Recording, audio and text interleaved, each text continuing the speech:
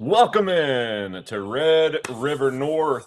Randy Heights, Dave Myrick, 1077 The Franchise. Randy, we're going to start this evening with a history lesson. I'm not sure if you're aware of this. Without the Tennessee Volunteers, you would be living in the Mexican Republic right now. We all owe them a debt of gratitude. At least Davy Crockett, right? Daniel Boone. And Daniel Boone, Jim Bowie. Yeah, the Yeah. list goes on. I don't know if OU is going to be very grateful this weekend. Got a stiff one up in Neyland. First time returning to Tennessee since Baker Mayfield and the overtime victory. Randy, it's about as close to a must win that I can remember for OU if they want to keep everything that they kind of thought they could pull off preseason. No doubt. I mean, I'll say this, and I'll be honest. After last week's loss, I think playing in the SEC title game, that's gone because with the loss to Ole Miss last week, unless Ole Miss just stumbles and trips and falls down the stretch, I think they've got one of the spots in the SEC title game, Dave.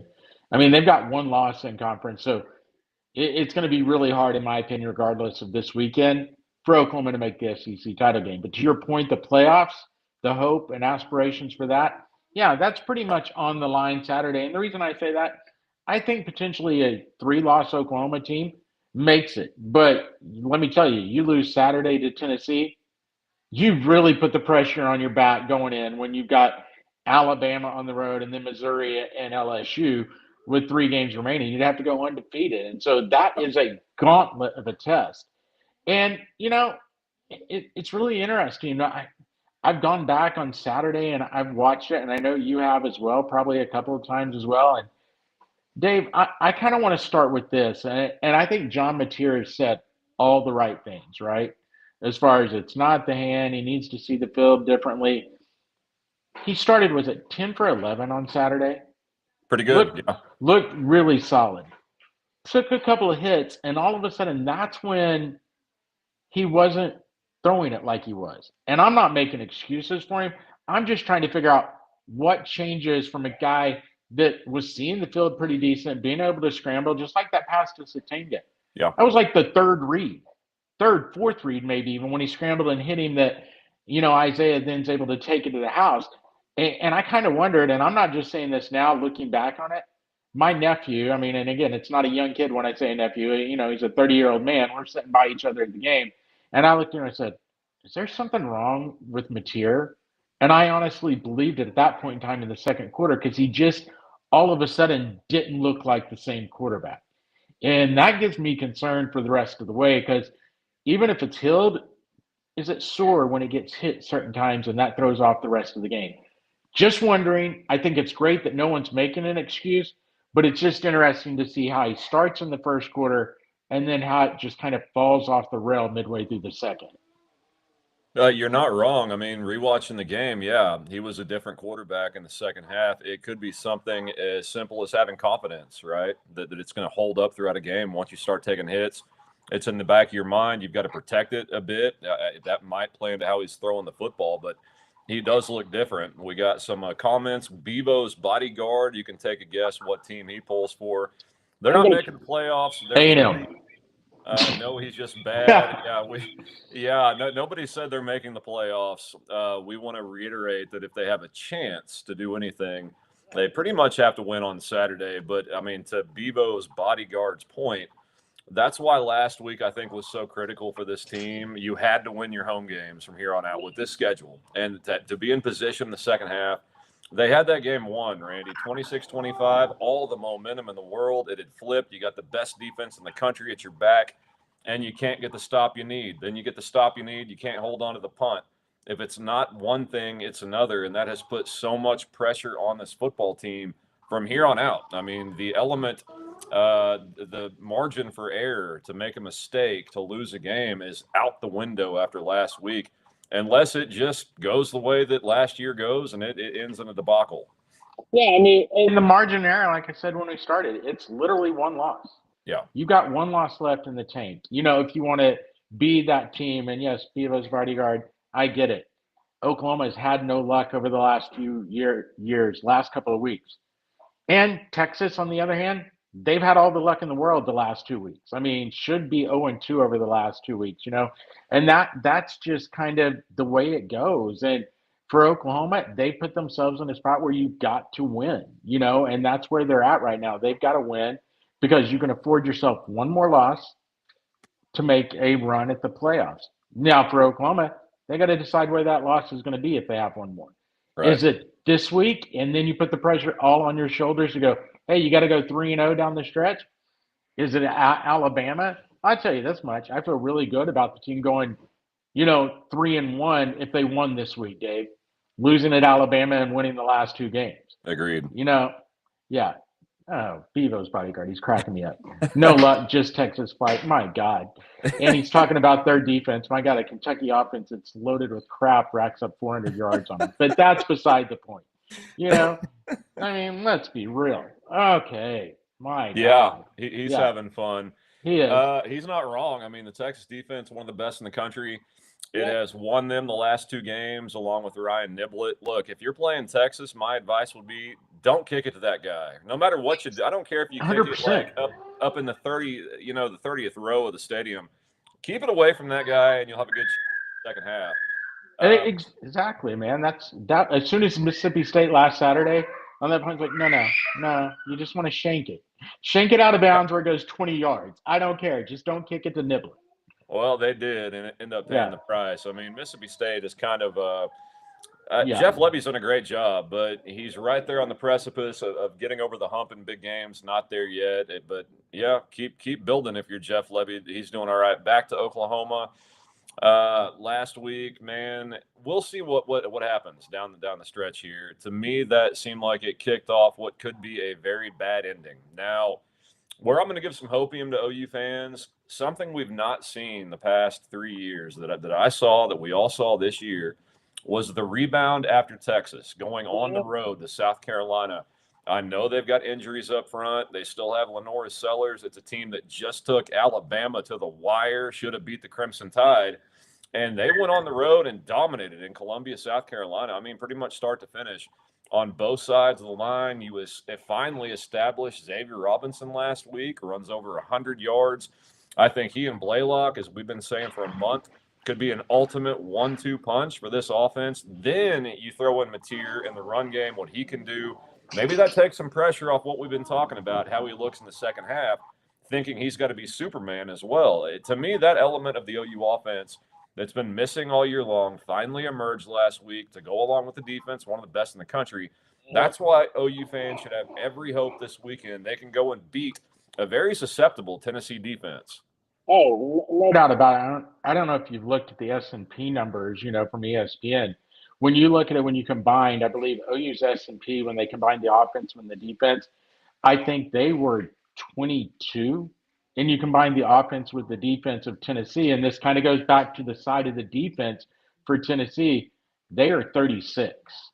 Right. And that's how bad their defense is. So, yeah, I mean, it's a chance for Oklahoma to kind of put week 3 together of the running game getting established and take some of that pressure off. And I think they needed a little this week for a lot of reasons. And I think the defense, back into the defense played really pretty well last week. I know it sounds crazy to say that, giving up 300 yards, but a lot of that was off, Chambliss and his running ability. But Kilton Gilroy really held up really well last week. And a lot of the plays they got were on scramble plays, where it was broken plays. And you look at this defense, the reason I think it's important to get the running game, it also changed Saturday when Kobe McKenzie didn't play. Yeah. I haven't seen the injury report yet because it's not out yet, or I'm sorry, availability report. I love the way college has to change everything from 2-minute warning to 2-minute timeout to availability and injury report. Regardless, I think Kobe, he's the quarterback. And Dave, go back and watch that game. When you look, how they play on defense and how they make the audible calls on defense. Yeah. Kobe's got a composure about him when he walks into the middle of the line, telling guys where they're going and everything. It almost feels a little erratic when someone else is in there doing it. Like they're sure they know what they're doing, but it doesn't perceive to give off the same confidence that Kobe does when he's in there at that middle linebacker position. He's the quarterback of the defense, and that was a really big loss. No, it was. The guy that's played a ton of football for Oklahoma and Brent Venables. The quarterback, the Mike Backer. When he went out, you could tell the difference. I mean, there's no excuses. I mean, each team has to deal with injuries. Oklahoma's no different. They've got good depth behind it and still put themselves, right there to win the football game. You got Xavier's long run. You've got a stop. You got another touchdown. They don't get the 2-point conversion. But, Randy, at that point, I'm thinking they got this. I mean, you could feel the momentum had swung. The defense was playing out of their skull. They had the crowd behind them. It's just what we've seen. You give up a drive. You finally get a stop. Something else happens. Stupid penalties. Even if it wasn't one that should have been a penalty, the roughing the passer play. Terrible. I mean, on Jane Jackson, horrible Yeah. call, but it goes against you. I mean, just like you say, just little things here and there, and it mounts, man. Well, you go back to the safety, right, which I thought was a huge turning point in the first half.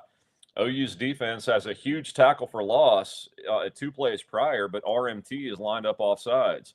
Ole Miss picks up 4 or 5. They punt the football. They pin OU deep.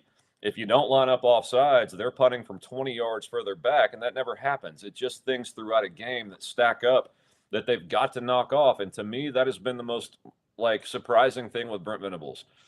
I didn't know how the guy would do wins and losses. I thought he would have a team that played disciplined football and did not beat themselves. It's been the exact opposite for 3.5 years. If they want to win Saturday, you can't do that. No doubt about it. I mean, you got to go in, play composed. And that's kind of like, and not that South Carolina is great, but that's kind of when you go back to the South Carolina game. They played composed in that game. No turnover. And even though South Carolina's been struggling, go back to last week's Alabama game in Columbia. That's a team that still has a lot of fight in them. And you look at that, that's why you go back and you think, okay, you can do it. Now what do you do going this week, going into Knoxville? And maybe playing on the road in some ways, Dave, is better for this team right now. To be honest with you, could be. It's almost like they put their back against the wall and they go, you know what, we're not doing this anymore. And that's what the South Carolina game looked like. And it's going to be really interesting to see how they respond this week. I think it's going to be a wild game on Saturday. I have no doubt about it. Bevo's bodyguard, this dude has a lot of time on his hands. People that live in their parents' basements usually do. Texas and Oklahoma have the exact same record. The basement. Yeah, I mean, I'm impressed with the internet service he's able to get from the basement of his parents. But they're the same record, 6-2. And you're exactly right. Texas, call like it is, lucky to win the last 2 weeks. I mean, without it, but you've got to give credit where it's also due. A defense that stood up when they had to have it, especially. Let's be real. I'm not taking anything away. Against Kentucky, it wasn't a defense standing up. It was Mark Stoops being an idiot. Well, yeah. I mean, I don't know if that's I'd part of it. 4 times on that defense, but that's because that's the thing. It's like when they got on the edges, there's a reason. Boley, a very average quarterback, racked up over 300 yards. Why are you not just throwing the ball all over that defense in that game if you're Kentucky? And then last week, it was just, Mississippi State's just not good enough really to beat anyone. I think they're, to your point with Jeff Lebby, I think he's made a lot of progress, but that program was in the sewer when he took it over. And you see, okay, this year they're competitive. Maybe next year they win some SEC games. I think that's where they're at right now. Well, I feel bad because we did exactly what he's trying to get us to do, and that's trolling and talking about it. We'll talk about Texas and Vandy coming up. I've got some takes on that. I'm sure you do as well. Diego Pavia, really good player. Texas not playing that good on offense. We'll talk about that one, Randy. But Tennessee, I'm sure you've watched a lot of them this year, same as I have. The offense is really good. Joey Aguilar, one of the best quarterbacks in the SEC, not being talked about a whole lot. But that defense, I know they get one of their best players back this week, a cornerback that's up for the Thorpe Award. So that's going to help. But they've been run on. They've been thrown on. I see Oklahoma finally with this run game moving the football. But you reference South Carolina playing clean. The main difference in that game for OU, no turnovers. When that happens under Brent Venables, typically good things happen. They practice it, they preach it, but that's one thing you can ill afford to do on the road. You got to get off to an early start and try to take that crowd as much as you can in Neyland out of the game. And I'm really torn because you talk about early start, and here on the franchise that we've gone back and forth. A lot of guys have talked about it this week, and everyone's like, "Well, Brent will want his defense to go out there and prove it early." And I'm like, I don't know if you win the toss, you put the offense out there early, even if you don't score, just to establish some confidence, because I think the one unit, regardless, you have confidence in, it's the defense. You're like, okay, you know what you're getting out of there. So do you throw out the offense if you win the toss and go, here you go. Let's just see what they can do, get some first downs, run, get some clock and get some confidence. That's personally what I would do because I don't think you're worried about the defense. You know what you got out of them. You need to see your offense go out there and almost, go, hey, here we are. This is what we're going to do this week. I mean, you heard Arbuckle talk about it this week that X is going to get a lot of the carries, get a lot of the time, and you go establish him and Blaylock, I think, a 1-2 punch and get out there and get going. And I don't mean just running. Use them in the screen game. Yep. Use them in the passing game. Get them out, get them going just to loosen things up because that Tennessee defense, we both worked with one of the biggest Tennessee fans I know in Daniel Bell. Yeah. And let me tell you, he has zero confidence in that defense. I mean, that's a fan base they've got one loss. Yeah. And that entire fan base is screaming for a defensive coordinator to be fired. And so that's an area you need to go exploit and take care of. It's kind of amazing, right, to have a one-loss team like that, but their base, I mean, all week long I've seen like that. They don't feel good about this game, and it's really incredible for a two-loss OU team on the road that historically with Brent Venables has been kind of not an easy beat on the road, but typically they find a way to beat themselves, and Tennessee is not thinking that's going to happen. It's weird to watch, but there's good reason for it. I like what you just said, establish Blaylock and Robinson. I really like taking the football. Brent's a defensive guy. He's always done that. You win the toss, you defer to the second half. I like taking a chance, man. You're on the road, roll the dice, see if the offense can, with those scripted plays they've practiced all week, get out and go put points on the board, get ahead of them, take the crowd out to an extent.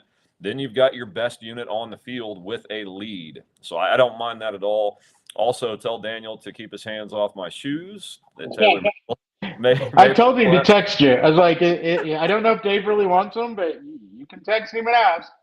Yeah, he did. I'll be up tomorrow to snag those. But look, I mean, he said OU has John mid-tier. I can't argue with that of late. The guy has not played well. He came out and owned it this week, talking to the media, and you love what he says. He says all the right things, but Randy, he's got to play better. It's that simple. It really is. I mean, but that's also what you like out of a leader, not making excuses. I mean, just like we said, there could be a problem with the hand, but you like the fact he's not saying that. Right. That it's not the hand. Those are all the right things you want to see out of your team leader, and everything. And I brought up Kobe McKenzie. It's kind of the same thing. The leaders on this team, as opposed to, I think, other years, which I found interesting, I think it was Kobe that said it this week and not another player, talked about how basically no one is making excuses or anything like in years past, which, that was a light bulb moment when you're going, from the last couple of years, wonder what that locker room has been like, yeah, no kidding. And so for someone to say that this week, that's when you're like, okay, that's a good sign for this team, just in where they're at, from where you go, oh, this team could be going off a deep end, or, hey, this team sounds like they're still combined, they're still together. They're still fighting for all the right things that they want to try to accomplish this year. Well, and they should be. I mean, we just talked about Tennessee having one loss. Look, OU 6-2. That's not death, right? I think it's not so much you lost last week. It's the fact that we talked about you had it won at home. It didn't happen. And that's that in a vacuum. But I think in the back of people's minds, they're thinking the last 3 years. When things start going bad, it starts snowballing. But like I said, the one thing I point to that's different this year is being able to go on the road at South Carolina after a tough loss to Texas and play really good football, in a tough place to play. So I've got this game pretty freaking close, Randy. I think Oklahoma's going to fight tooth and nail. It's just going to come down to the end. Does this team do something again to beat themselves, or do they play clean football? Right there. I mean, that's kind of the thing you look at and you're going, all right, this is a team that puts a clean game together. They can beat Tennessee. They can beat anyone left on their schedule because that's the type of team they have. But they also aren't the type of team that can have mistakes, Dave. You can't do the little things. You can't be a defense, and I'll go back to what I said it earlier, the roughing the passer. You can't make a roughing the passer play when you're going to force fourth down and get the ball back and give the team an extra first down. You can't do those because I don't care, even though it didn't go down as a turnover, Dave, that's a turnover. I mean, you were getting the ball back. that is a turnover, and that's everything going against you. And Oklahoma's got to play clean, you know. And I also feel like this is the type of team they play clean and get a win. That's the type of game that can spur you on for a lot of things.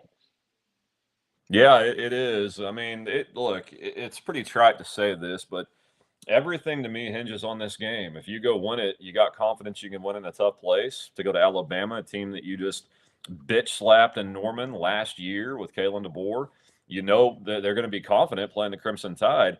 A lot more so if you're coming off a win in Neyland. If you drop it, that's 2 out of 3 losses. 2 out of the last 3 games are going to be losses, 2 in a row going into to play Alabama.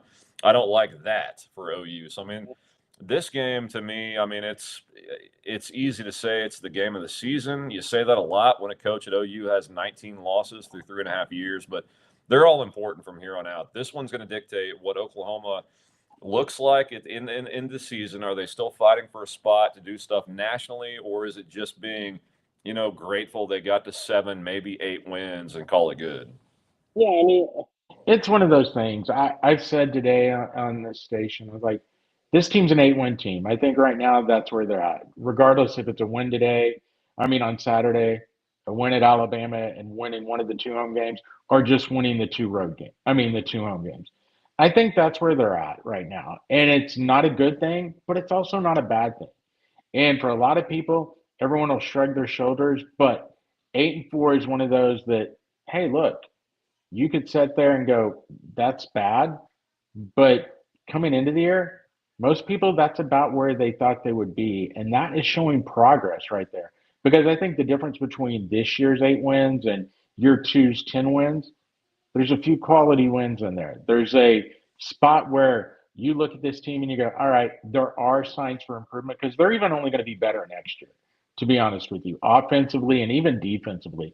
They're going to be better and deeper. And so that's kind of where you're building to right now. And it's not what everyone wants to hear, but sometimes when you take over a program and it was in the shitter, after Riley rated everything and players left. And it's kind of what a lot of programs go through, when a new coach comes in, especially when they leave. You know, it's pretty much a rebuild with an open transfer portal. And that's kind of where they were at right now. And we'll see what they do moving forward. Yeah, it's just tough. OU fans, I feel their pain. I felt bad for them leaving last week. Another game in Norman, another winnable game that you had every chance to win that you don't. And I think that frustration is just building from the previous years to now. If they go on and lose to Tennessee and lose to Alabama and come back home, beat Missouri and LSU to get to that 8, that's going to be a discussion to be had. There are going to be people not happy with it. That's not good enough at Oklahoma, not the standard, not what year 4 should be. But there's also a flip side to that. Are you willing to give up the number 1 recruiting class in the country for 2027, a really good class in 26, 50% of your defensive roster, a lot more on offense, probably Arbuckle? I mean, is it really worth it to start over? Plus the candidate pool. You got LSU, you got Florida, you got Penn State looking for head coaches. How many really quality candidates are there that you could plug in at Oklahoma for Brent? I mean, that's going to be a discussion to be had. That's the thing. And again, under the open transfer portal, we can say what we want, Dave, and everyone can. And I'm not saying guys can't save players, but you talk about the recruiting classes. Think about the guys in the portal if Brent's gone. Yeah. I mean, because at that point, if Brent's gone, literally the entire coaching staff's gone. And those players, I mean, it's just like everywhere. As much as you may be a fan of a school and you want to believe players go to your school because they want to be a A&M Aggie, a Texas Longhorn, an LSU Tiger, an Oklahoma Sooner. That's not the way of the world for majority of the players in this era of college football or in this era of college sports. They go to play for that coach, that said head coach, that said Yeah. position coach. And all of a sudden you make a move, Dave, you're not just talking about a recruiting class. You're talking about, all right, you better do a hell of a job in the portal because you're probably losing half your roster to the portal as well. Not to mention half your recruiting class. Well, it's not just the players. I mean, you hate to do that. It's trite to say, but the culture being established at Oklahoma, it's on the right side of the football. If you want to win championships, you got to build a defense first. You can look at this team and say, you know what, the offense is right there. It's still taking steps. It's the only part of this team that's not, on an elite level yet. Do you give the guy more time to keep building? I love the fact EPL slid in at left guard last week. I thought on the left side of the line, you got Fasusi and EPL. Those are a couple road graders. You could tell they started running Xavier behind those two guys. The future of the line, Ryan Foje at right tackle last week. I mean, it's starting to look Good. pretty what Yeah. could happen. Yeah, no, I think that's the other thing. You look at it and it's kind of funny. The injury report, yeah, there's a few guys on the injury report, and it's like people are all freaking out. And I'm like, you look at that, Dave, other than Derek Simmons and Kobe McKenzie, other than depth pieces, you're not sitting there going, oh, that's going to be a drastic miss in the game. That's going to be a drastic miss in the game. You're talking about guys that pretty much have been replaced in the starting lineup. And so that's at least the good thing. I mean, granted, I know Foje played great, but if you could have Derek Simmons, I think, you put a true Simmer in all the coaches, you go, yeah, you want Derek Simmons out there playing that right tackle position. But Foje looked pretty good for his first start at tackle in a D1 game. Yeah, no doubt about it. Held his own, and the guys on the left looked good. So all that is enough to start giving confidence for next year and what could happen. And you have to wonder, John Mateer's not having the season he thought when he got to Oklahoma. He loves playing for Ben Arbuckle. From all indications, we don't know what's going to happen there. Arbuckle, if he's back next year, does John Mateer decide to come back and run it back with Oklahoma? I would say as of right now, it's probably 50-50. I'd say before the Injury, no. I'd say right now, yeah, it's 50-50. Now, again, that being said, if all of a sudden this last month of the season, John Mateer plays like he did in the first half of the season, Yeah. I think that totally changes things, in the potential of what he does next year.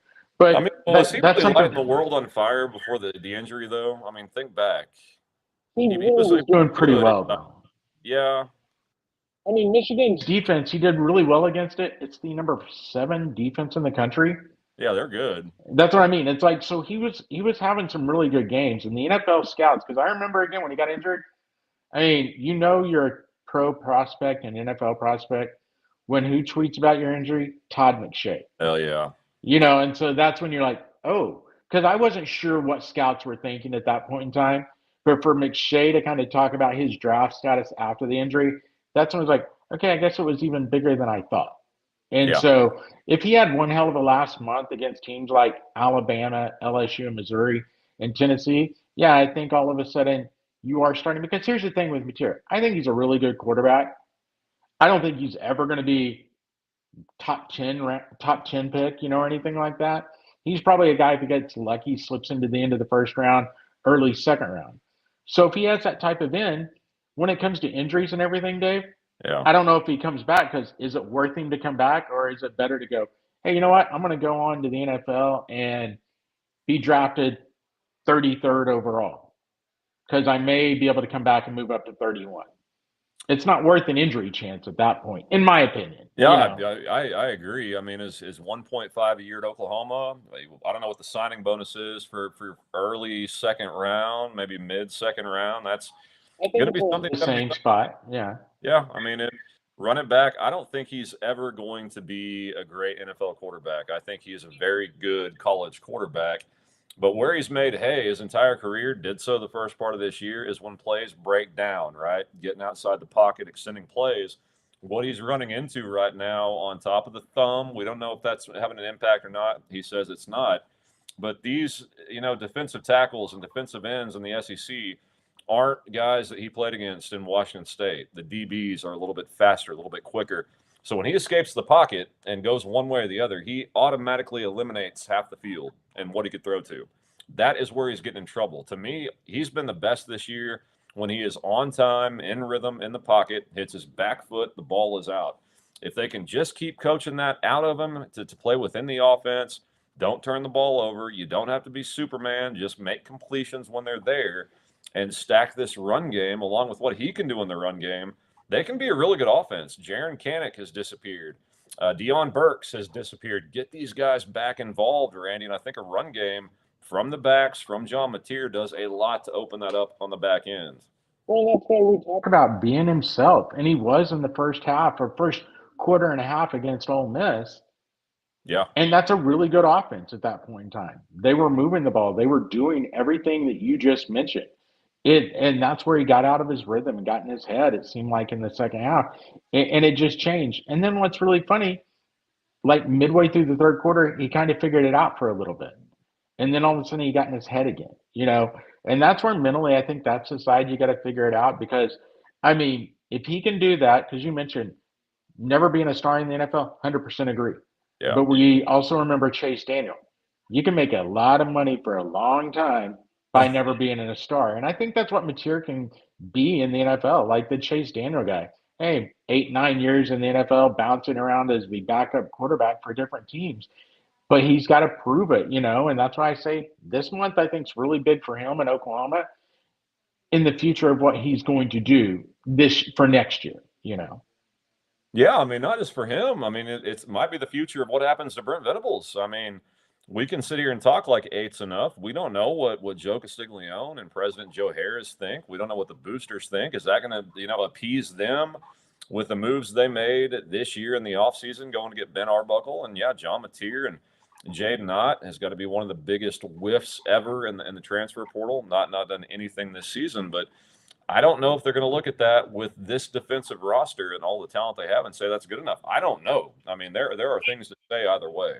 I'll say this. If they win 8 games, I would be shocked if he's not here next year. I'd be surprised. No, I mean, if you'd have told me they started 8-0 and they finished 8-4, I would not be shocked. I mean, that's what I've said all along, Dave, when we've talked about it in the preseason when people want to know. You can't put a win total on the season. You put a win total on how they get to that number. And I think if they go 2-2 in the final month with 2 victories at home against Missouri and LSU and you finish 8-4, is it ideal? No. But I think that shows the progress. And it goes back to what we were just talking about with the transfer portal and these players' loyalty to Brent. You got to be very strategic when you make this move. You know, if it comes to that. Is it the year to do it? You know, it's like all of a sudden, to your point, hey, I think there's a lot of good jobs out there, and Oklahoma ranks up there with all the tops of them, you know. But also, how many good candidates are out there? When you see, not that I think he would be a fit here, but when you see Matt Rule getting extended today, Signetti getting extended a couple of weeks ago, a lot of the big candidates that you would think, oh, they're going to end up at Florida, they're going to end up at LSU, or if an Oklahoma is open, they're going to end up there. They're getting extended where the buyouts are as much as, you know, $80, $90 million. Yeah. What school wants to buy out a coach that's getting fired and then go buy out the coach you want for another $80 million? I just, you know, that's what's very interesting about this offseason. Well, and that might lend even to how disgruntled the staff, the administration, no matter how frustrated they might be, that might be the roadblock that stands in their way, Randy, because right now, I mean, you can maybe name a handful, 5 guys that Oklahoma would go after and have a good chance to get. The problem is you're competing with 3 open jobs right now that are pretty much on par with Oklahoma right now in this day and age of college football. And I think another one's going to come in with it too, Florida State. Yeah. I mean, I'll be shocked if Norvell's not gone. He's gone. There's no way they put up with that. And I guarantee you, people on other shows around the country are sitting there saying Oklahoma's going to open. There's no way OU puts up with 8-4 this year after a losing. That's going to be interesting, man, because you hear one thing and then you see it, and it's like, I don't know what's best for the program if that happens. Is it really worth, the total rebuild after you just rebuilt to get here? Yeah, I mean, that's the thing. I mean, we've talked about it in the season. You don't want to get rid of a coach if you're OU right now. Yes. I mean, and I'm not saying 8-4 is their high point, but and so it's like, do you push it down the road and it's 8-4 again next year? And yeah, then that's the point you go, time to rip the Band-Aid up. When do you rip it off? I know. And I think it's so hard to judge, Dave, because I'm telling you right now, they could pull off Saturday, and if all of a sudden they're 7-2 going into next week, there's no way in my mind that they're probably not 9-3 by the end of the year at that point. Agreed. And so we're that all having turns everything. And you also look to the same point on recruiting. They just got a 4-star wide receiver to commit for next year's class. Yeah. A Penn State commit. And I don't know if you saw the story, one of the running backs, top running backs from 2026, it was, I think, also going to Penn State. He's very interested in Oklahoma right now. And that leads me to the other thing. we all have major questions about DeMarco Murray. 3 of the biggest recruits I've seen out of the last 2 classes coming up are running backs that they're in on. And it looks like they're probably going to get. You know the reason they say they're coming to Oklahoma if they come? DeMarco Murray. And it's those head-scratching moments where you're like, what is the disconnect here? Because they've got to be talking to the running backs on roster now, right? Yeah. Yeah. So that means they like DeMarco.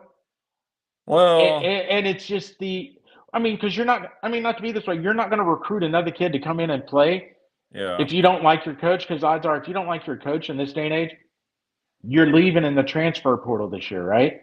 Well, he's had his share of leaving the transfer portal the last 4 years. And he's had turd 1, 2, and 3 leave. No, I disagree. I mean, Tawi Walker, Gavin Sawchuk, Hollywood Smothers, those guys were good. And look, it'd be different if the guys he has have been lighting it up on the field the last 2 years. That hasn't been the case. I mean, he can recruit all the people he wants. Until I see some development from those recruits and actually doing stuff on the football field, I don't care. Jaden Knott, a no-show. Taylor Tatum can't see the football field. It took 8 weeks to get Robinson on the field. I mean, the best player they had was a true freshman that just got here that hasn't been coached by DeMarco. So there's a disconnect somewhere. I don't know what it is. Say this. I think everyone makes a huge deal over Tyree Walker. Very mid to average. He's never going to go anywhere unless it's to the semi-pro league out of college. I mean, he's a college running back, though. I mean, he's okay. He's okay. Dylan Smothers has done it against ACC defenses. And I'm not ripping the kid. He's a young kid. He may end up being really good. The only one that you could maybe say is Gavin Sawchuk, but you go back and look at what he's done now recently against better teams in the ACC. He's not lighting the world on fire. And some of that is on DeMarco for taking these guys. I'm not disagreeing with that. Sometimes it's evaluation. But at the same time, I don't think they're missing out on world beaters here. I don't know if Dylan Smothers is on this roster right now, if he's getting a lick of playing time. I don't know. Well, I would hope, by what we've seen, I would hope he would be, especially the first 6 weeks of the year, because the OU couldn't run the football, even against Temple. I'm just saying, I don't know if he is. I mean, look, I'm to the point now with DeMarco. I've seen enough. I know we can recruit. I don't care. The guy's not getting it done at running backs coach, in my opinion. If Brent does come back, he needs to sit Arbuckle down and say, all right, you got your pick. Go fill out your offensive staff. Get a running backs coach, a tight ends coach, for the love of God, and get people in to know what they're doing with these players, because those are the rooms hindering OU right now. The fact that they don't really have a blocking tight end that can do both. Canic's a great receiver. That's about it. The running backs all season long have not been there until last week. That's a problem.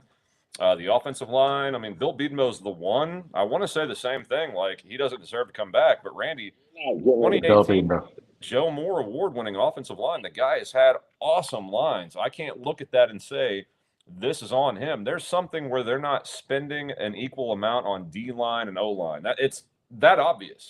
Let's be honest. They had to, once Riley left, they had to rebuild the offensive line. Riley did not spend any time on the offensive line. And that has been a stated fact. Like, it was not a priority to go recruit. He wanted skill positions, and that was pretty much it. That's where they went and spent their time recruiting the big guys. I mean, because there were guys Bedenbaugh wanted during those eras that they didn't go after. They didn't go get. And I can tell you this much. The other reason Bill stays on, regardless of what anyone thinks, you get rid of Bill Bedenbaugh, I'm probably going to bet Fasusi, Foger, that, and probably EPL. Those are your 3 core young guys. Yeah. You talk about rebuilding from the start. And to be honest, this line hasn't been great by any stretch. But also when they've been healthy, some of the guys like Derek Simmons was a really good get at the portal. Just unfortunately, concussions has been the best or worst, if you'd say, for him. And that's the sad part for him, because I think this line's probably a lot better the last 2 weeks if Derek Simmons is in there. Nothing against Foger, but he was playing really well. Yeah. And then all of a sudden he's out. And it's kind of like, so it's like, I do feel bad for Bill a little, because I feel like every time they start to put it together, one of his pieces goes out. And it's almost like rebuilding it. Yeah, it's crazy, dude. they can't stay healthy. I mean, you look at the injury report or the availability report that you reference. It's offensive linemen. I mean, I saw Kobe McKenzie questionable. I think that was yesterday's. We'll see what happens there, but that room can't stay healthy. They haven't for 2 years, and it's just not up to par with what it needs to be in the SEC when you got guys from North Texas and Appalachian State trying to go up against the best defensive linemen in college football. That's what it looks like. Now, EPL, Fasusi, Foje, that's what it's supposed to look like. Those guys have equal talent to what they're playing. But for whatever reason, I think that this team under Brent got the defensive line the way they wanted and said, all right, we got OU on our helmets. We got Bill Bedenbaugh. They'll be fine with what we give them. That's not the case. You need good guys on the offensive line as well. I thought after last year they might learn that lesson. This year it's going to be a painful one if it goes sideways because of that line. Because Randy, we can sit here and say 8-4 is good enough, depending on what happens in the bowl game. If they start off 5-0 this year and finish with 5 losses, I don't know. I see why you're saying you'd be surprised, but there's going to be discussion if it happens. I don't think so. Because any fan or donor right now that factors in the bowl game, unless it's a college football playoff, go put a gun in your mouth and pull the trigger. I mean, because they don't matter. They don't fucking matter. Well, he's 0-3 in bowl games, and they're I don't give a shit if he's 0-10. If all he goes is to bowl games that aren't in the playoffs, that's all they are. Yeah, but you got fans that do think it matters. And again, those idiots need to go just put their head in an oven, turn on the gas oven, and shut it. But because they don't matter. It's one more example, though, against teams from around the country to where you cannot get it done and win games. But you know what? It's against teams that I don't give a shit if they don't. I mean, literally, I look at a bowl game right now, if it's not in the playoff, and I go, hey, look, there's a spring practice game. Okay, who cares? Yeah, let's see if this young player can do something, because I could give two shits if there's veterans on that roster coming back and they're out there performing.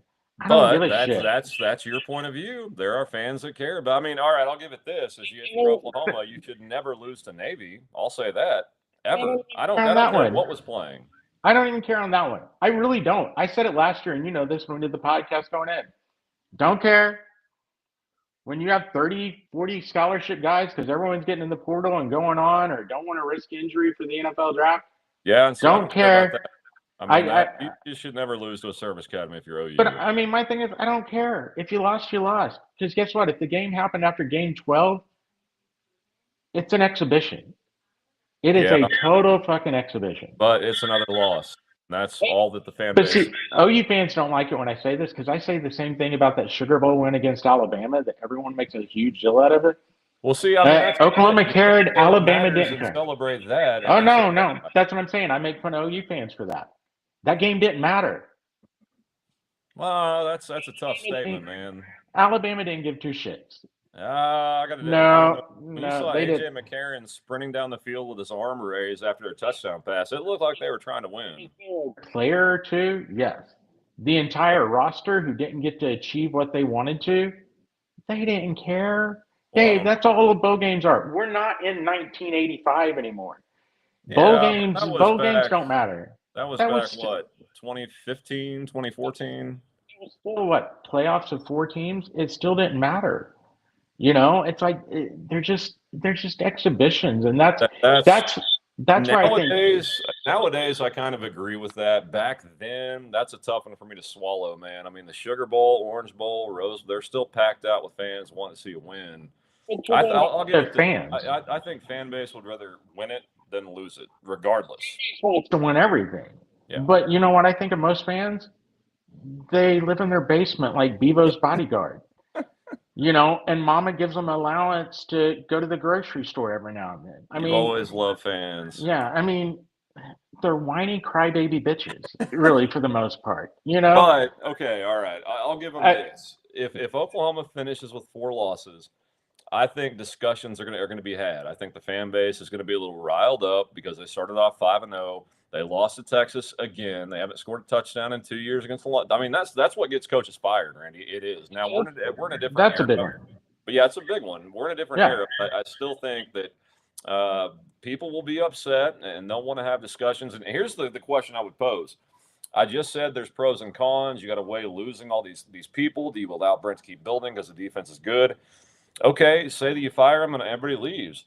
So what? They're not winning. So what's it going to hurt? Start over. You're putting Yourself back 4 years at least. Well, I mean, they just had a losing season. How much worse does it get? well, From where you're going 8-4, and it looks like you've got things turned in the right direction, especially on the defensive side. And Look, the offense, hey, the offense, we said coming into the year, just get better, right? It's gotten a lot better than last year's offense. And all of a sudden you're like, okay, now you're just gonna throw that in the trash. You're turning yourself into a no-win situation for the next coach. mm, I mean, it's one of those portal that is not exists. good. Portal Transfer portal exists, that's great. But guess what? I mean, to Bevo's bodyguard's point, if you don't think Texas is going to raid Oklahoma's roster, A&M's going to raid Oklahoma's roster, everyone in the SEC is going to raid Oklahoma's roster. Oh, there'd be an exodus, but there's a lot of And kids out there that would come to Oklahoma too. you don't know. you better get the right guy. You cannot swing and miss. All right, And that's the thing. Let's do a hypothetical here. Let's say that they pull off some miracle. Some donor says, "Here's 80 million." They get with Signetti behind closed doors. He agrees. Yeah, I'll take it. At that point, do you risk completely starting over, emptying the cupboard, and letting him fill it I out? think that's what I'm saying. Swing and miss. I think if you make the move, if they were to that move, if they were like, all right, let's see what we do, I think you almost have to have that backdoor meeting and know, hey, tomorrow we're pulling the trigger here on Brent. The next day we're pulling the trigger here on Signetti. Yep. You know, I mean, that's I guess what I'm saying. I don't think you just go out there and go Blindly to the fire him. will of the fans going, oh, 8-4 and big donor Bob's pissed off. Well, great, big donor Bob. You make sure we get the next big coach that you want. I'll pull the trigger tomorrow. Yeah. But that would almost be on par a knee-jerk reaction, right? An emotional reaction. It's kind of like how they hired Brent. Everybody's pissed off that Lincoln Riley left. He's a name from the past. Here you go, OU, hashtag we got our guy. And now we're here. And look, the team is making progress. It's very incremental. There are still so many mistakes, time management, in-game management that makes you pull your hair out. Undisciplined, beating themselves. If they knock that off, they can win against Tennessee. They can give a game to Alabama, and they can win the last two at home. 9-3, that looks a whole lot better than 8-4, man. It just does, especially with the schedule. No, I'm right there with you. Did you see? You want some good news, Oklahoma fans? Not really. The strength of schedule remaining for the SEC teams. Did you see where OU ranks on that? Is it second? Yeah. Yeah. I was like, holy crap! You know, well, you just they think wanted to join the SEC. Right? That's yeah. what you get. I mean, exactly, man. Hey, you want some other good news? And this is legitimately good news. The availability report's out, Dave. Yeah. All right. Here's the updated availability report. Tennessee has one guy questionable, Arian Carter. Okay, linebacker. Linebacker. He's questionable. The other is, of course, McCoy's the one they wanted back, the defensive back. He's out. He's gone. Don't count him. Now, here's the good news for Oklahoma. 2 have been moved up to probable on the list. Kobe? Nice. Okay. And one more. It's even better. Not better news, but just as good a news. Gentry Williams. Oh, yeah. They missed him last week, man. Badly. You get Gentry with the way Gilroy's playing. Yep. That's a lot better, you know. And so I think it's going to be very interesting. And I do like this right here. Taylor Tatum got the carry against South Carolina, and I expect it to be Blaylock and Robinson. But I kind of want to watch how they use Tatum down the stretch because I've talked to some people. I think they want to use him some. But because he hasn't been available because of injury so much this year, I think they also want to save that redshirt year. So there's 4 games left, 3 games left to play. I think it's going to be interesting. Is this a week, or do they wait and say, get him a few carries against Missouri and LSU, and if there's a bowl game, if he's still around? He's a guy that I wouldn't be shocked to see get in the portal after this year because it just hasn't worked out for him. But I think he's a guy to kind of watch. Same with Javante Barnes, who's also questionable. And Logan Howland's questionable again. Oh, that's good news, and I'm with you on Tatum because, Murray likes to rotate dudes. I mean, with Barnes being, dinged up the last few weeks, Tatum obviously is next in line. He'll be the next big-time running back to leave under DeMarco Murray. That'll check another box for him. But, Randy, let's jump around the SEC, the other big game. Who'd have thunk 5 years ago we'd be sitting here saying, man, the Vanderbilt Commodores have a chance to beat the big, bad Texas Longhorns. But they do. Diego Pavia is a baller. He's a great story. He's taken them to a point you have to take them serious. I mean, every single week they're going to beat your ass. And to be honest, I kind of like the Commodores in this game because of Pavia. I think I'm right there with you. I look at it and I've thought all along coming into this week after the last 2 weeks, yeah, I like Vanderbilt. They're playing really well right now. They won two good games in a row at home. You look at how Pavia plays. This is not hell, I'm not even gonna say your dad's because they weren't good back then or my dad's. Never, This, man. this is not our 5 years ago, Yeah. Vanderbilt. I mean, you look at this team. I mean, and what they've done, and that kind of brings us to the coaching circle. Kirk Lee. I mean, like Yeah, what's man. he end up doing there? I mean, I like he's one that I think's a high value coaching guy out there. That does Vanderbilt find a way? They've got a lot of money Yeah, they to do. lock him up, before he gets out of there because he's got that team and program on a level we've never seen before. And I like what they're going to be able to do this week. Arch Manning, I know he's still in concussion protocol. I kind of expect him to play now I do too. since he's been back at practice. But then again, flip a coin. Do you have Yeah. the Arch Manning that actually played pretty well against Mississippi State? Or do you get Arch Manning that played against Kentucky? Yeah. Yeah. I mean, because that we're talking about a parking lot attendant. We're talking about a serviceable D1 quarterback or a guy that deserves to park cars for a living. I mean, That's that's it. That's the what it looked difference. like. Yeah. I mean, so that's kind of the deal. And I like Vanderbilt. That defense is really good. And Yeah, I man. think they've got a good game plan. And what really goes unnoticed, because we all talk about Diego Pavia, that running game and the running Yes. backs for Vanderbilt are really good, Dave. They're grinders. I like the way they play. And so, yeah, I think it's going to be a close game, but I think Vandy pulls this one out. I like him the more I think about it due to Pavia. Now, I went on with Jacob Wimberly on ESPN's The Zone this afternoon and said I think Texas wears them down because I think Vanderbilt's starting 11 on both sides are really good. Behind that, I'm not sure they have the depth to keep up with a team like Texas. I think Texas will do enough defensively to slow down Pavia, Randy. I just don't see Texas on offense moving against that Vandy defense. That's one of the best units in the country, one of the more disciplined units that you'll see. They don't have the talent of Alabama or Oklahoma or Texas, but they damn sure play like it. So that's going to be a hell of a game. And I think you got the best quarterback on the field. That's Pavia. Typically gives you the best chance to win. So I kind of think Vandy takes that and continues this march, and that will knock Texas out of the playoff conversation. Yeah, I mean, I actually kind of feel like Vandy's going to the playoffs. I know that sounds insane to say. Whoa. Dude, you look at their schedule coming up, it's a Yeah, really good shot. I mean, true. this team, if they do win Saturday, which we think they will, they're going to move up the polls a little more. Yeah. They can afford a loss later in the year. I think they're in really good shape, Dave. It's kind of crazy to think that they're even going to be in that conversation in the month of November. That's But I beyond think that crazy. It's Vanderbilt, dude. I know it's insane, and I they don't can't even believe play you're saying this. the portal game. That's what's crazy. We're not out here like going, well, it shouldn't be shocking. They went and spent 15 million in the portal. No, Oh, they don't. oh. They don't play the portal game. That's the insane part of what Kirk Lee's put together at Vanderbilt. And that's what makes him such a hot commodity, or should be. You don't hear his name much, but man, if I'm an AD out there, he's my first call if I'm looking for a head coach. Also, got to keep an eye You on see, Brian Hartline at Ohio State, the oh, OC. He's been the wide receivers coach, has secured the commitments from some of the best athletes in college football the last 5 years, 6 years. So there's some dudes out there. Man, with LSU, Florida, Penn State, I don't know who you get with Signetti locked up, with Matt Rule Hart, locked up. I mean, yeah. the Arizona State guy was a hot commodity last year. Now you're kind of like, I don't know. I like him. I will say this: Hartline today jumped as the betting favorite for Penn State's job Did he really? I didn't see that. He was Okay. up.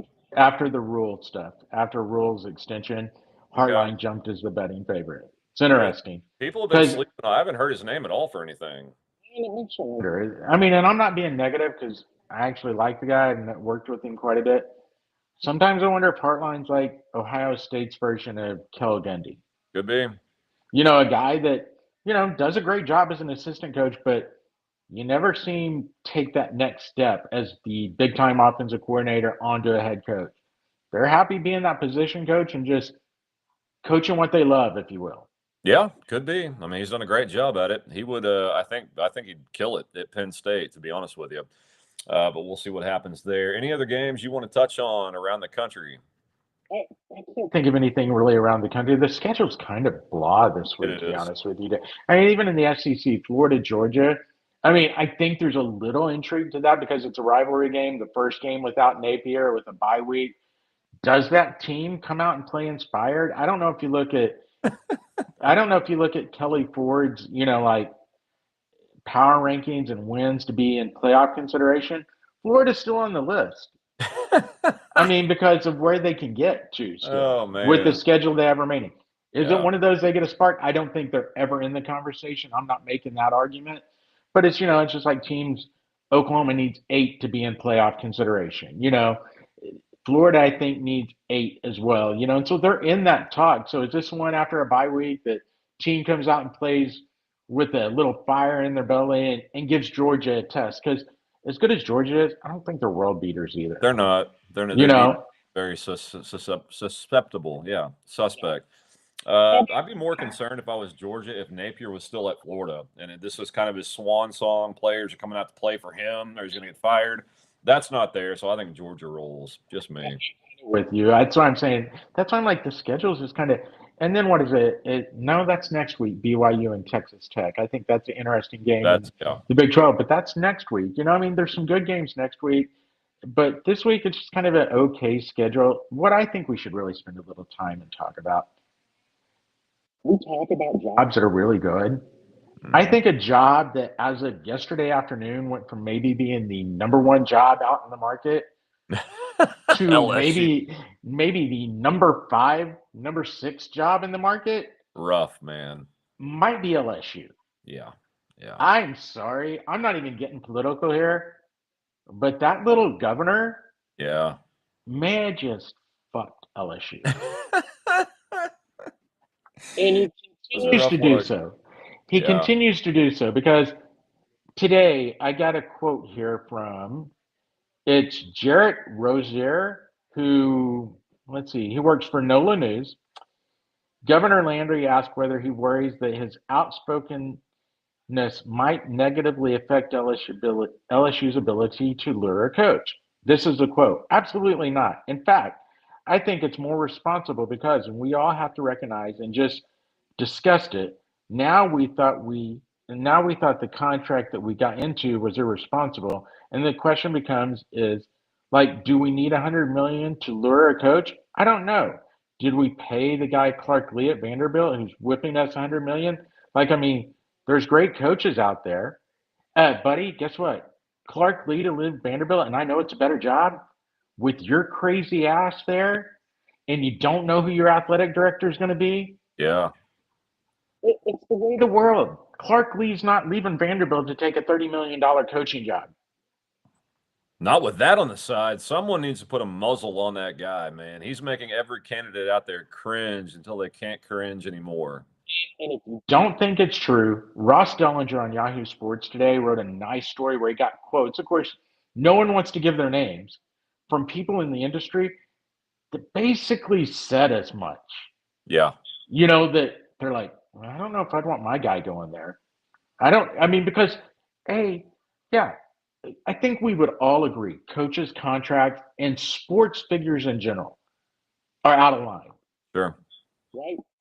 Is anyone really worth nearly $1 billion like Shohei Ohtani? No. He's a great player. No one's really worth that. But at the same time, in saying that, you know what I read the other day? The Dodgers in a year and a half have made that $1 billion back already. I believe that. And that goes the same thing with the coaching world. Is a coach worth $100 million? Not really. But if that coach goes in, let's go back in the day, Nick Saban, they'd have given him $100 million. Worth Alabama made that back 10 times with the national titles and everything. Yeah. So you can't go out there and act like you're going to Aldi, the grocery store, pick a coach. No. in this day and age, if you're a Power 5 school, it's the way of the world. Now, if you want to be the one balls enough to lay your nuts out there on the table and go, we're going to change the narrative and we're going to make it a merit-based contract, Oof. go ahead. Good And luck. you know what? You might hit a home run and get that offensive coordinator from somewhere to come in and be your head coach. And you may hit the home run, and yes, you've changed the world. But if you didn't, Yeah. Ooh. That's a lot of jobs. Heads are going to roll. I mean, you can try to Billy Bean Moneyball the thing if you want.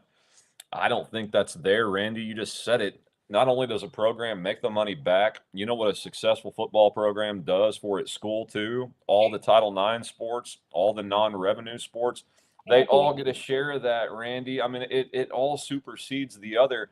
It all starts with the head coach. If he's not good and he doesn't win, you don't get that money, but you have to take a chance and go after the best available out there. Schools like LSU, you can't go bargain basement shopping for a head coach, man. It just doesn't work. They need to shut that guy up.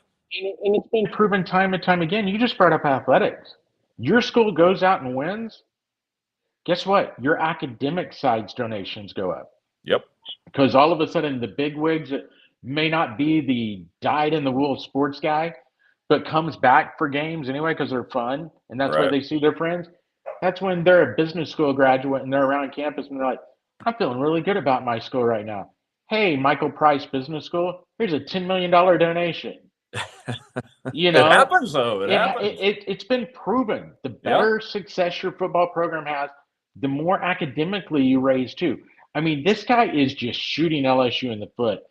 And look, I understand the athletic director, but he got almost everything he said wrong in that press conference the other day. We can sit here and go, and I think Brian Kelly's an idiot. I've stated it for years, Yeah. right, on this Yeah. podcast. But to sit there and act like it was a bad hire because he's Brian Kelly and Yeah. it turned out bad, he's the winningest coach in Notre Dame history. On the surface, it was not a bad hire, period. Now, the contract, fine, you can say it was a bad contract, but back to what we just talked about. Sometimes Brian Kelly had him over a barrel. And why did he have him over a barrel? Because Lincoln Riley screwed LSU. Yeah, he did. I Yeah, mean, so It all was that an stuff egg on plays. your face. All I mean, that it was an stuff egg on the plays. face. Yeah, Yeah. it is. And I'll tell you what, you know this.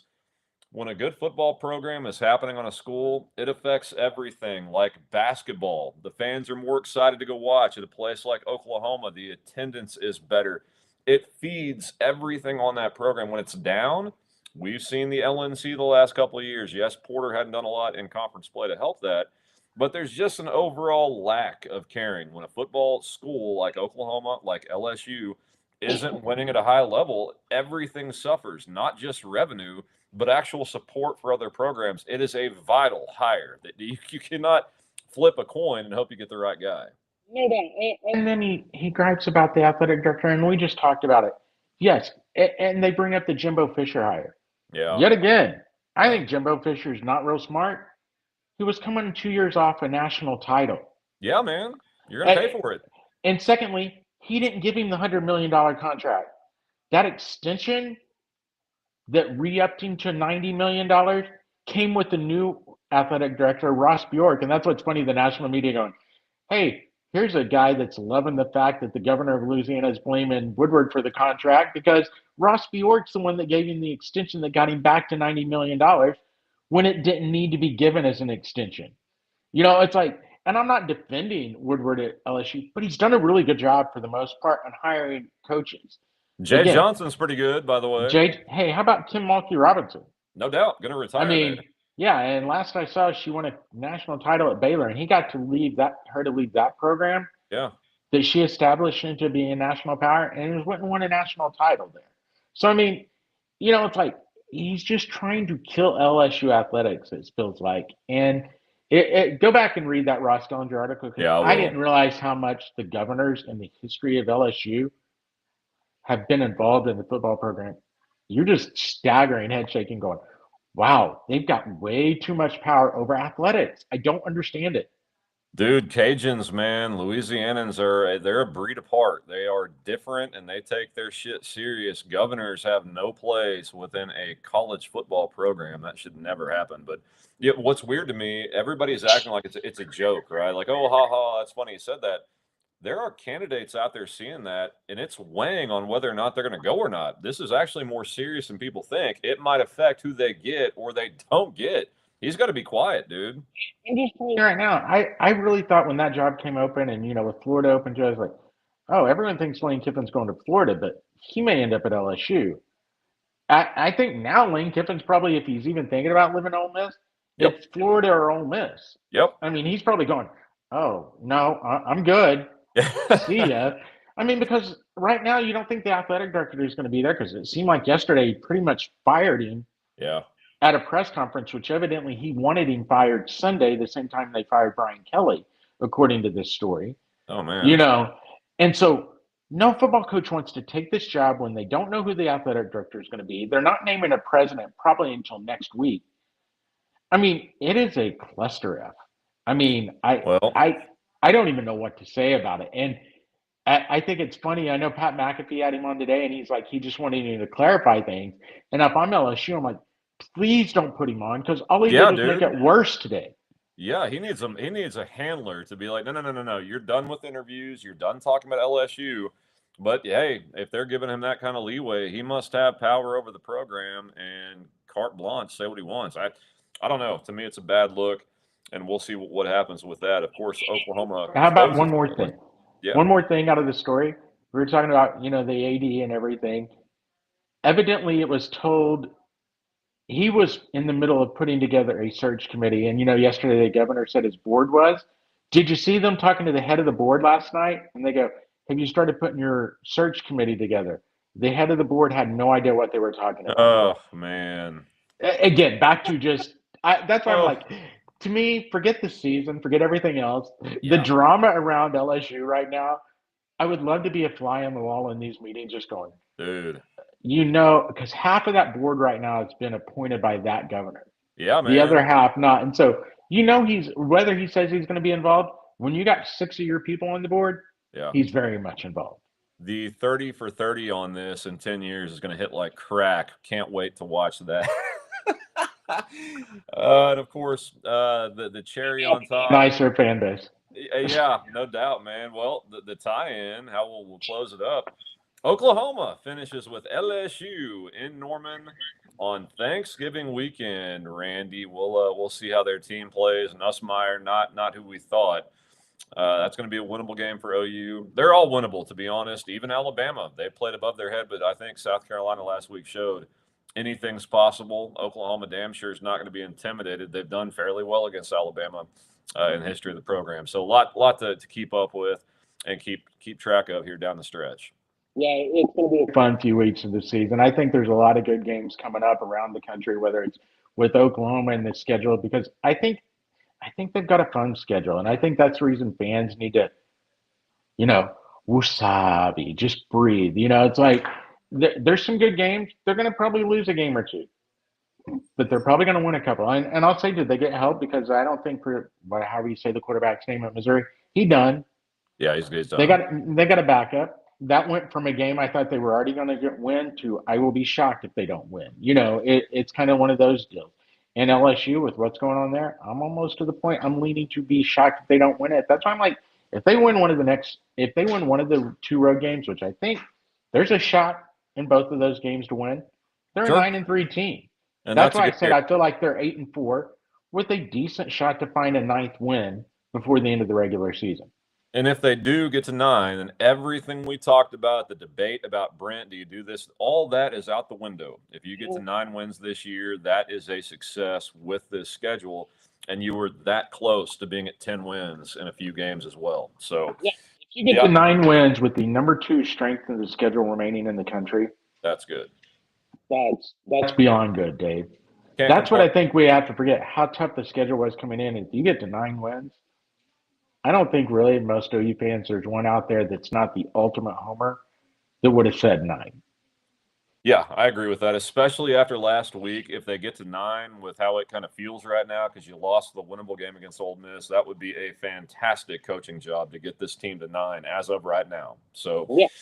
We'll see what happens, man. But I'll see you tomorrow, coming up to work for a little bit, and then off to call some football. Then off to Arkansas to call the game of the weekend. Oklahoma Baptist at Harding University. Harding, number 2 in the nation in D2 football, a badass program. And then you also have Franchise post game after the game Saturday night. That's correct. It's a busy weekend, man. I live for the weekends, man. Yeah, OU Tennessee post game on the franchise. Randy, all right, man. Enjoyed it, and I will catch you tomorrow. I'll catch you tomorrow. All right, and have fun watching the drama around the LSU coaching search. It should be the days of our lives all over again. Everybody tune in and keep track of that governor. He's very entertaining. For Randy Heights, I'm Dave Myrick. We'll talk to you.